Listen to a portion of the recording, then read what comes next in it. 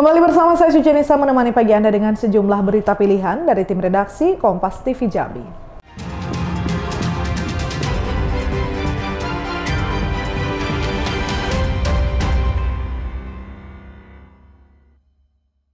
Kita beralih ke informasi lainnya. Saudara anggota DPRD Batanghari digerebek warga saat berduaan dengan seorang janda di perumahan Mitranda Asri 2, Kelurahan Teratai.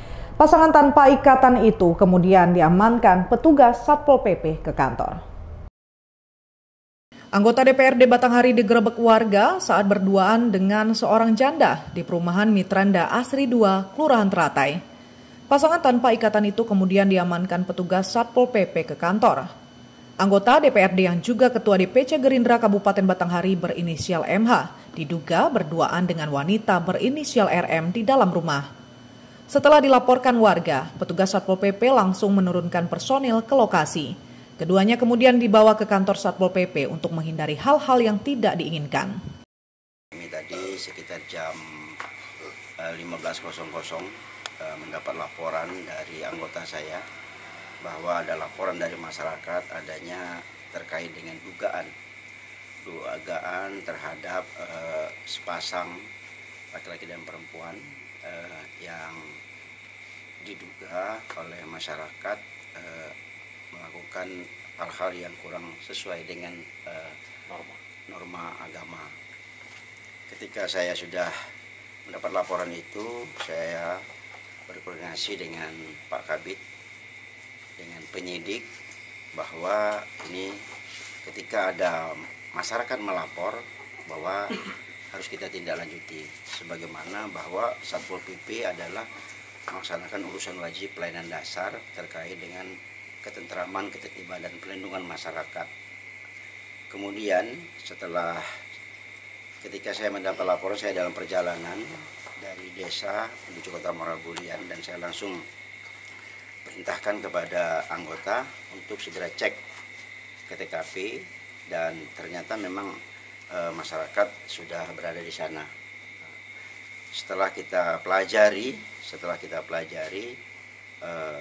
dan di kantor, saya sampai di kantor, masyarakat sudah banyak dan tidak ada perbuatan anarkis dari masyarakat.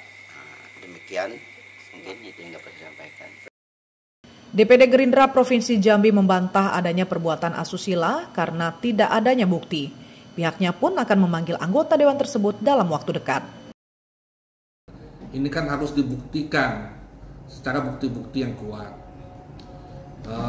Apalagi waktu kejadiannya tidak ada foto, apalagi rekaman video yang menunjukkan mereka berdua melakukan perzinahan. Yang ada mungkin ada secara etika dan norma lelaki dan wanita berduaan di dalam satu tempat. Nah ini kan butuh klarifikasi, sehingga kami dengan jernih melihat secara fakta yang nanti Pak Ketua DPD Pak Sultan Adil Hendra melalui OKK akan memanggil yang bersangkutan, meminta keterangan apa yang sebenarnya terjadi. Nah, andai ditemukan bukti-bukti yang menguatkan sebagaimana di berita media, tentu akan ada sanksi-sanksi internal. Tetapi kita juga harus adil. Kalau seandainya tidak ada bukti, apakah foto ataukah video, maka kita juga harus merehabilitasi nama yang bersangkutan.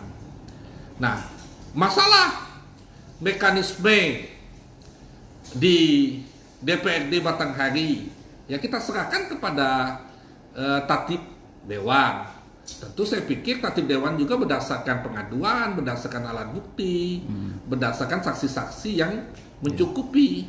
Nah selama itu tidak mencukupi, saya pikir tidak akan ada menjadi satu persoalan. Nah ke depan yang bersangkutan tentu akan kita lakukan pembinaan.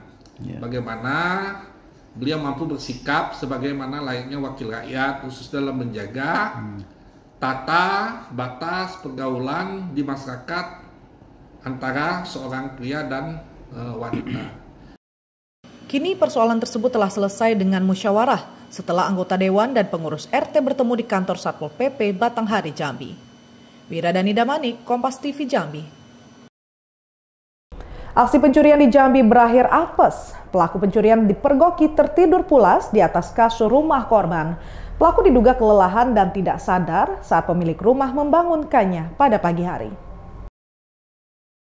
Aksi pencurian di Jambi berakhir apes. Pelaku pencurian dipergoki tertidur pulas di atas kasur rumah korban. Pelaku diduga kelelahan dan tidak sadar saat pemilik rumah membangunkannya pada pagi hari. Pelaku pencurian di salah satu rumah warga di Kelurahan Sulanjana, Kecamatan Jambi Timur, Kota Jambi. Pelaku bernama M. Fajri masuk ke rumah kosong saat ditinggal pemilik. Pelaku masuk dengan merusak pintu belakang. Setelah mengacak-ngacak isi kamar, pelaku tidak menemukan barang berharga. Bukannya kabur, pelaku justru tertidur pulas di atas kasur rumah korban. Pada pagi hari pukul 8, pemilik rumah terkejut mendapati pelaku tertidur di atas kasur. Kasus itu langsung dilaporkan ke polisi dan petugas langsung datang mengamankan pelaku.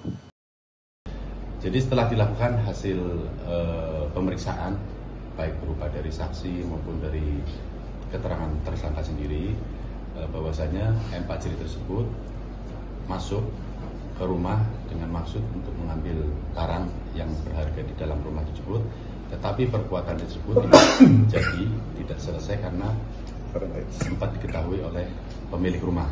Nah, dalam hal ini pemilik rumah sendiri Pak Khalid Rusadi, sehingga yang bersangkutan kita amankan.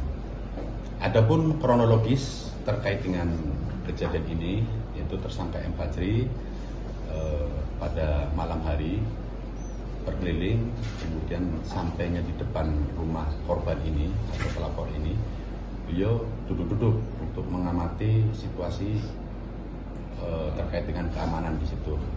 Setelah dianggap aman, jam 3 pagi si M. Fajri ini masuk melalui pintu belakang dengan cara memanjat seng, kemudian membongkar, artinya merusak daripada pintu triplek tersebut, kemudian masuk ke dalam rumah. Nah, di dalam rumah beliau mengacak-acak terkait dengan isi di dalam rumah.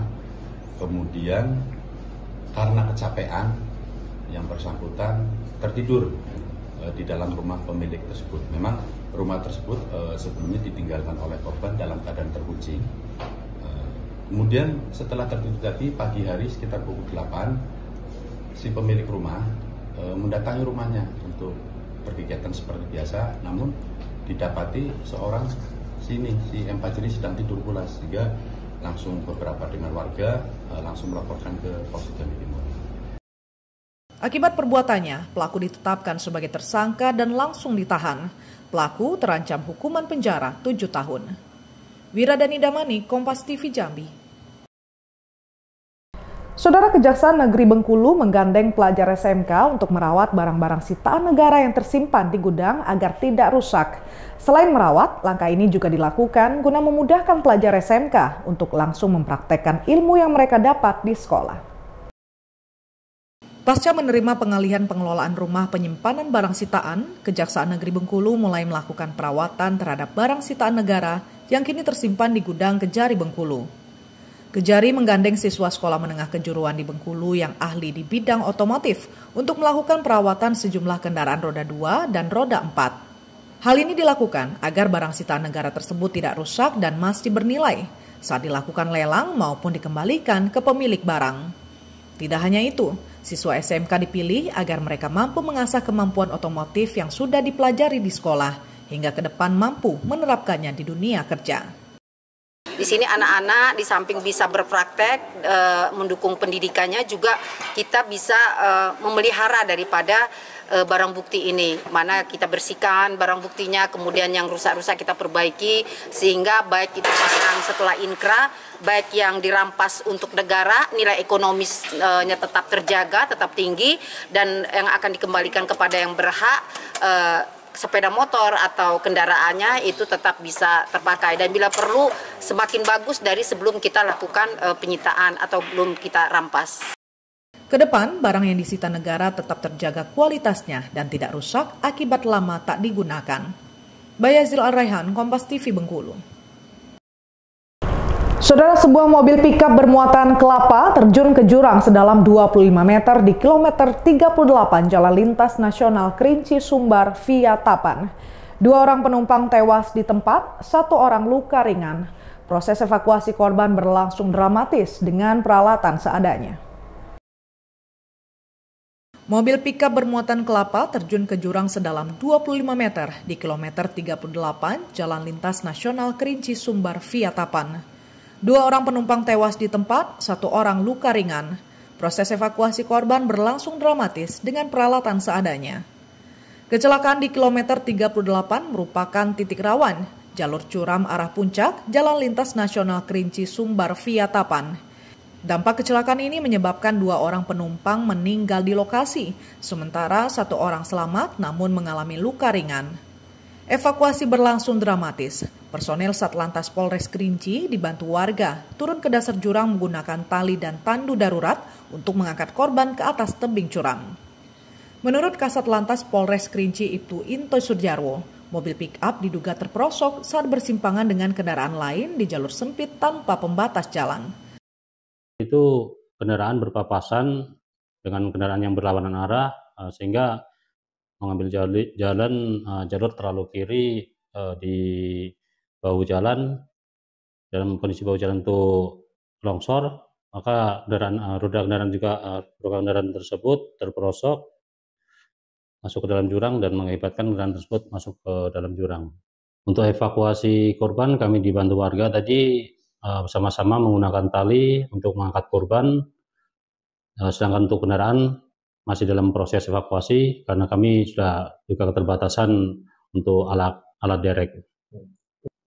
Baik, untuk identitasnya korban pengemudi atas nama Nando yang meninggal dunia dan penumpangnya juga atas nama saudara Alan yang meninggal dunia dan saudara Yoda yang mengalami luka ringan.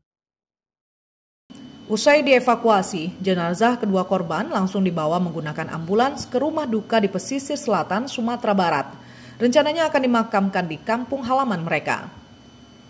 Polres Kerinci menghimbau pengguna jalan agar lebih waspada saat melintas di jalur rawan kecelakaan, terutama di malam hari, mengingat jalan ini minim penerangan dan rambu peringatan, serta telah berulang kali menelan korban.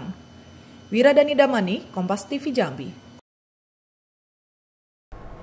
Ibu korban kekerasan seksual anak di bawah umur melaporkan 3 hakim pengadilan negeri Jambi ke Mahkamah Agung dan Komisi Yudisial melalui kantor pos Telanai-Pura, Kota Jambi.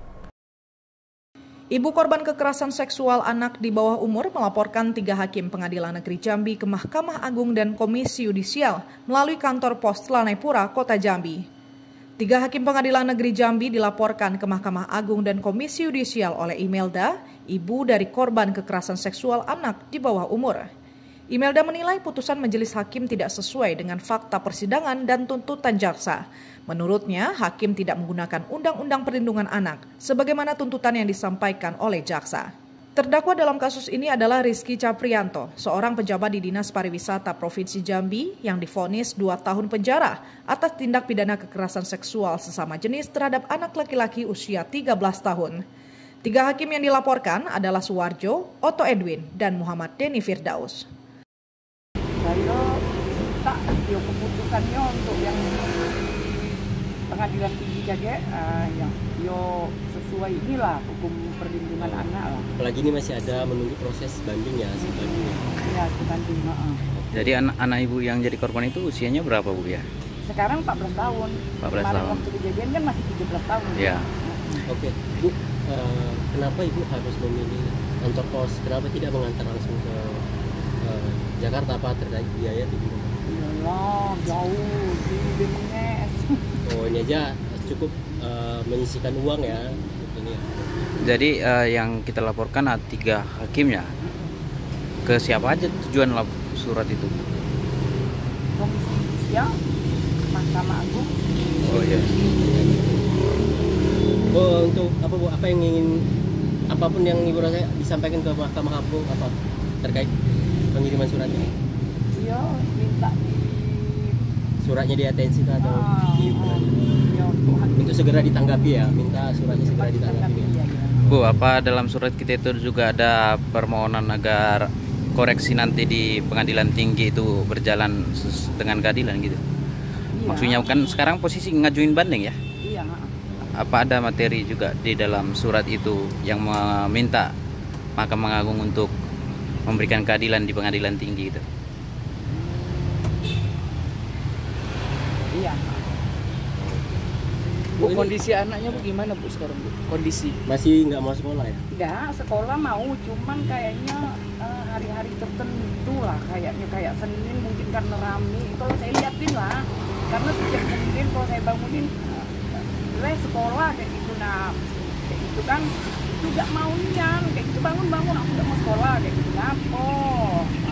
Nggak ini dia kayaknya memang Senin Jumat, mungkin karena orang kawan-kawan di bahasa rame-rame mungkin kayak nggak tahu lah ya saya cuman saya pernah nanya dia diam baik kayak gitu apa yang ditakutkan karena sudah lama kejadiannya kayak gitu cuman kayaknya dia diam, cuman kalau kita paksa sekolah dia ngamuk nian, bukan saya buat boleh tanya bapaknya. Kayak gitu. Kenapa sampai sekarang nggak dibawa ke sekolah apakah terkendala biaya ini? Kayak gitulah. Kalau di lingkungan pergaulannya apakah tidak seperti itu? pernah keluar rumah sejak kejadian itu. Dulu gimana? Dia dulu masih keluar main sama kawannya, tapi karena kawannya juga sering mungkin jahil lah, sering nyagil tidak mau lagi berkawan kayak gitu sama kawan itu.